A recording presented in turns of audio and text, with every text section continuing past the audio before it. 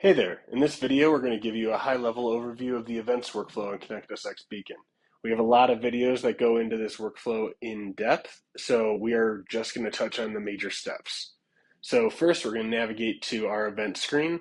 All cases are known as events in ConnectSx Beacon.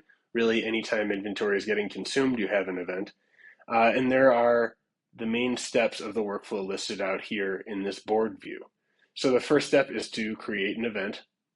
A sales user, a distributor user who's responsible for the event can do this, or an admin can do this on their behalf. So they create the event, which then has an open status, and then you end up with this case record here, which has all of the relevant case information in it, the facility, the physician, the procedure, etc. The next step would be to mark the inventory that was used. So what is going to be part of the sale? So you can go to the Mark Used button, search for the inventory using all of the filters along the left-hand side, select the devices that you need to mark, make any adjustments to quantity, and hit next to mark that as used. So now we've marked inventory as used in the case. The next step would be to check your pricing, make sure all of this product information looks good, and if it does, then you can submit it for billing. So once you submit it for billing, you can sign off on it and even request replenishment, and then submit the case for billing. So we opted to request replenishment for this case, which is a great choice after a case is completed. Make sure we have the inventory that we need. Essentially what the system will do is use the case to automatically request replenishment for the items that were consumed. And we'll just select a ship to address, send that off. So now we have an inventory request in to get replenished for what was used in that case. Here's the request.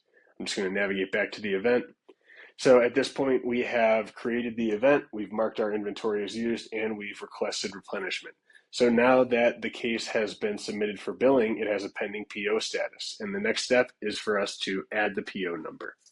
So once this is retrieved from the facility, you just come in here and plug in the PO number, which then changes the status of the case from pending PO to pending payment.